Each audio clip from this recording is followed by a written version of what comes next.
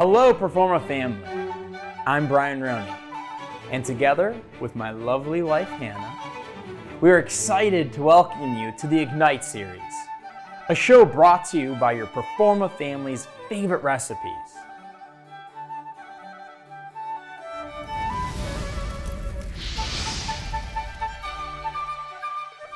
Welcome to our Sweets and Wine episode. Today, we are bringing you family-friendly desserts and a crash course in wine pairing. We have our owner from Ponte Vedra Beach, Florida, Kelly Stone, here with her husband, John, to act as Proforma's own resident sommeliers and offer us insight into how to properly pair wine with any dish. And as a chef, I'm excited to have a sommelier here, so thank you for allowing us to borrow your husband for this afternoon. Absolutely, and thanks for having us. Always happy to share wine. And we all and brought the whole family with them. We also have their kids with them. Guys, introduce yourselves. I'm Sydney Stone. I'm John Stone. And I'm Addie Stone. And they're going to be my sous chefs. They're our resident dessert experts. In fact, these recipes are their recipes that we're doing. So, kids, you're going to stay with me and stuff. Adults, you guys got to go. All right, Good luck, chef. All right, guys, Chef D here, ready to chef it up with my sous chefs. You guys ready to chef it up? Yep. All right. So what we're going to do, we have this first recipe. This is your recipe, right? Yes, it is. What do you call this recipe? Just chocolate chip brownies, nothing much. Oh, wow. Way to sell it, girl. Way to sell it. So both these recipes we'll be doing with the sous chefs here are ones that they submitted. This first one is a Brownie Sundae with hot fudge. You can't go wrong there. Now, you'll see in the recipe, we have some really nice brownies here already baked up. It's okay. There may or may not be one missing from this plate from before. We're just going to put him there for now. But you'll see in the recipe it says you can use whatever favorite box mix you have, or if you want to do them from scratch, of course, you know, a chef won't complain about that, or even like a store-bought one. You said you like the Ghirardelli one, right? Yes, I do. And why is it that you like the Ghirardelli one? I just think the chocolate's better and it's easier to make. There you go. Now, I got to say I really agree with that. You'll see with the Ghirardelli chips, they're a lot larger than most chocolate chips, and I mean, they're kind of known. That's kind of their thing. So real simple. We put our brownie down. One of you sous chefs want to give us a big old scoop of ice cream? Oh, look at that sister helping. That's what I'm talking about. Whatever ice cream you're on, this is straight up vanilla. But I mean, whatever you like. And plus I always say, if you're the one eating it, do what you want, you know? Right on top. Oh, we got him, we got him, we got him. Boom. All right, next, hot fudge. Do it up, buddy. Yeah. Yeah, look at that. I'd be like, keep going, keep going. I have a thing for hot fudge. It's kind of crazy. There you go, buddy. I don't mean you have to use it all now. There you go. All right. Left now is the taste, right, guys? So let's see if you get a spoon right here. I'm just going to use the one I have. Thank you. Thanks. Cheers, guys. Oh, you want to do 2 spoons. I see now. Let's dig in, guys. This doesn't have sugar, right? This is sugar-free, right? Yep.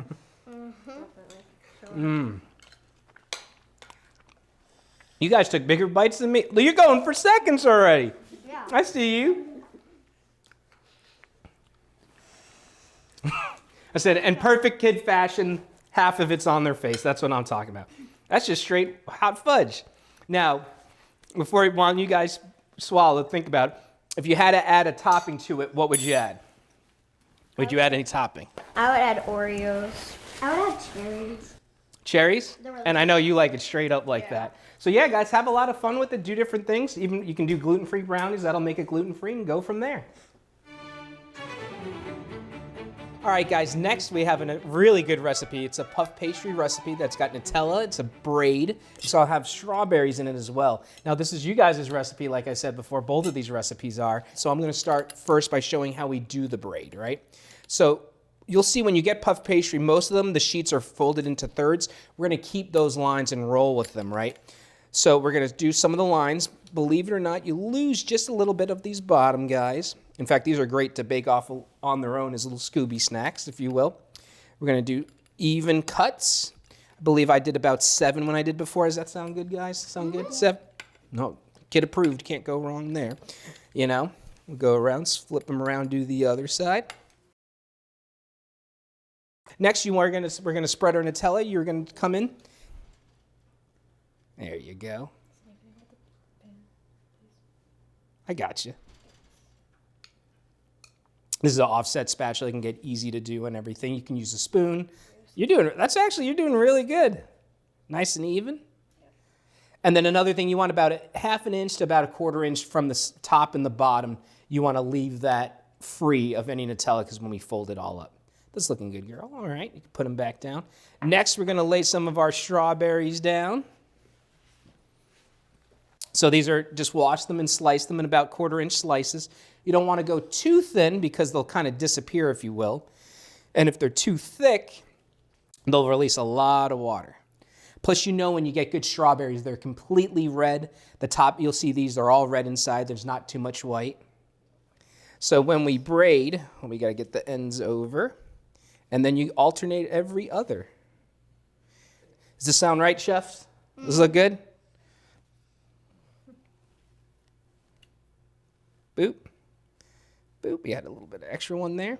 Next, whenever you have a baked good like this, you always put an egg wash on it. Egg with a little bit of water. That helps it get nice and golden. You're going to do the egg wash, bring it all over there. You want a nice coating on there, but don't go too thick. We don't want to have scrambled eggs. There you go. While she's doing that, we have a 400-degree oven already preheated. Sometimes what I do with puff pastry as a chef, say we're baking it at 400. I'll put the oven to like 405, 410 or so, because as soon as you open an oven, you lose a lot of that heat. We need that heat to get the butter that's in the puff pastry to melt, to make steam, to puff it up.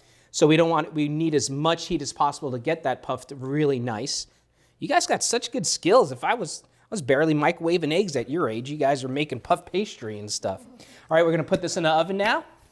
We have a pastry already done, so this was baked like we said. You'll see the strawberries, they get a little soft. While you don't wanna go too thick or too many, you'll have like jam in there, and then a good amount of Nutella as well. And next, we gotta make it look pretty. Get that powdered sugar on there.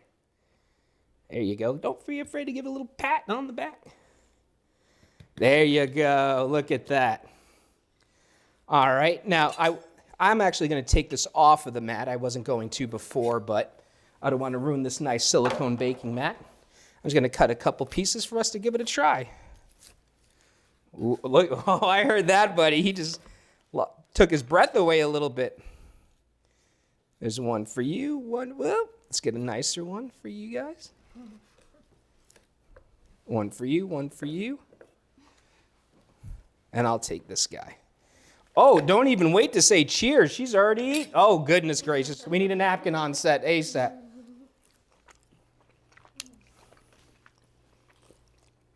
Oh, especially Nutella. Anything Nutella. And the big thing with the puff pastry, I forgot to ask her this. Well, now you can answer. I'll answer your own question. She was going to ask when you know it's done. It's when it's nice and brown. About 10 minutes it's in the oven. Or when it's nice and golden brown. The thing you want to make sure with puff pastry, you give it the time to actually cook so it's not gummy inside. Good there? You guys are a mess. I love having you guys here. It's great. Enjoy, guys. All right, adults are finally back in the kitchen. Whoop, whoop. Well, Kelly, John, are you guys excited to do this segment? Absolutely, it's my favorite subject. Awesome. Well, hopefully we can make it simple and fun. I think you're going to kick us off with a little sparkling. All right. Would you tell us about what we got here? Sure. So I think the overriding rule of all wine is you want to drink what you like. There are some rules that are guidelines more than rules. Whoa. Whoa. All right. Opa. Nice. There are some guidelines more than rules that you want to use. The first being drink what you like. There's a lot out there. The wine world is very broad. There's Cabernet and Chardonnay being made on almost every continent except Antarctica. So there's a lot of variety to choose from. And since we like to start with what we like, sparkling pink bubbles is one of our favorites. Nice. So this is actually a Washington sparkling. Washington has a not long history with table wine or sparkling wine, but it's coming on really strong right now. Cheers. Nice. Cheers, guys. Salute. Cheers. I like this show. This is fun. Kids were great, but this is cool. Sparkling's always fun, and it's a great way to start, and everybody likes sparkles, you know? Ladies one's- like the that's not- sparkles. You could see this being paired with something like a light fish, some Thai food, spicy. cheeses. Oh, yeah. Yeah. So its versatility is one of the things that we like best about it. We have a couple of different whites here. We have New Zealand Sauvignon Blanc, Bordeaux Blanc, which is part Semillon and part Sauvignon Blanc. And then we also have a French Sauvignon Blanc from the Loire Valley, and I think that's one of my favorites, and I think we should go there. Yep. Cheers. Cheers. And also one thing that's important, and again, with our kids, we have them smell the wines to see what kind of fruits and other characteristics. Yeah, very, the very wine tropical. might have. very tropical. As it relates to pairing, one of the main ideas, there's two really main ideas in pairing wine with food. It's actually pairing wine with food, because food tends to have more of a impact on the flavor of wine than wine has an impact on the flavor of food. So you want to start with the food, start with the recipe or the menu for the event, and then try and pair a wine that accentuates the food and lifts the wine as well. That's done first by matching the intensity of the food with the intensity of the wine. And that sounds a little funny, talking about food and wine in terms of their intensity, but it's kind of the power of the flavors is really what you're talking about. So something like a spice rubbed steak is going to have very high, bold intensity, bold flavors. Something like a poached whitefish would be very mild and have much more subtle flavors, and you'd want a much more subtle wine to pair with that. Exactly. Do we want to go on to the red? Yeah, let's go to the reds. We're going to let you do the honors. Now, what's this one we're trying next, sir? So this is an Oregon Pinot Noir. Willamette Valley. There's probably some people who would disagree, but we think Willamette Valley Pinot Noir is one of the most versatile reds. It has It's a little ruddy looking too. It's got a little bit of earthiness to it, along with light fruit flavors. It's a medium to light bodied red, which here in Florida, it matches up well with our weather, matches up well with our food. And so we drink a lot of Pinot Noir at home. And it's super easy to drink and goes well with anything from, the brownie, the cheese. It's a really easy drinking style of red wine. And especially It's very light for Noir. Yes, It is. yeah, Very It light. is. I would never guess that was Noir looking at it. Yeah. Cheers, everyone. Yeah.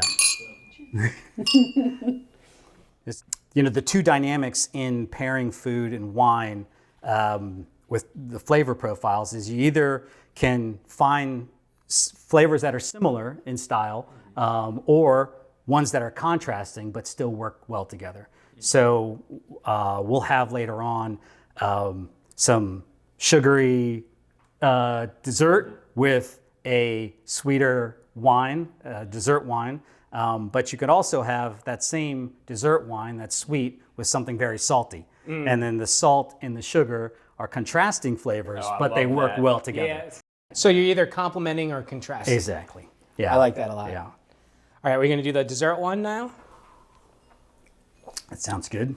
All right, Brian, can you grab Do it. that? Thanks. Nice. Looks like it could be kind of a different type of alcohol in this bottle. Yes. Yeah. So port wine is it's a long-standing tradition in a lot of countries for dessert and for even aperitif courses.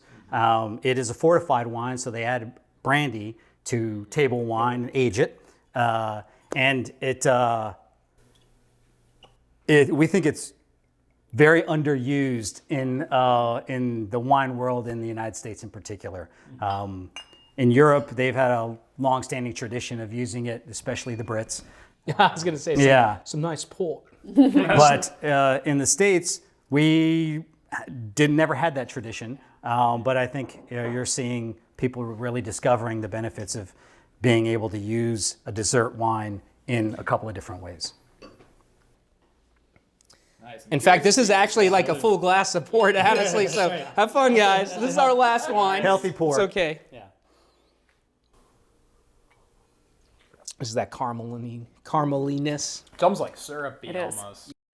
It has a nuttiness to it as well as a fruity flavor, and that's why it goes well with cheese and berries and dessert. Yeah, please. Try a little, Yeah. Try a little brownie. Yeah. We shall grab a blueberry. My favorite is port with blue veined cheese. So like a Stilton or The sweet, but then that punginess. Yeah, I love that. That's really a good point. You're either contrasting when you're pairing or you're complementing. And I think both ways are just, it depends what you're doing. And right. Sauces on a dish tend to be the most prominent flavor in the dish. And so you want to pair not necessarily to the meat or the pasta, but pair to the sauce. So the flavors in the sauce and the wine. That's next level, John. Think about that. next level. And I also think that what people also are afraid of when they go out to dinner, they want to stick with what they know. Definitely ask your waiter, waitress, ask if they have a som on site. Try something different. Get out of your comfort zone. You never know what you're going to find. I mean, wine is a lot of fun. There's a lot of different flavors, a lot of different varietals out there. And I mean, I'm fortunate enough to be married to the wine guy. The wine guy. She never suffers for lack of wine. Right, but it is fun trying, especially when he brings on new suppliers or new varietals, to try stuff that you've never had the opportunity to try before. So step out of your comfort zone too. Well, I definitely learned a lot today, so thank you so much to you guys and the rest Cheers. of the It was a lot of fun. family. Great. Cheers. And thanks for having us. Yes, absolutely. Cheers.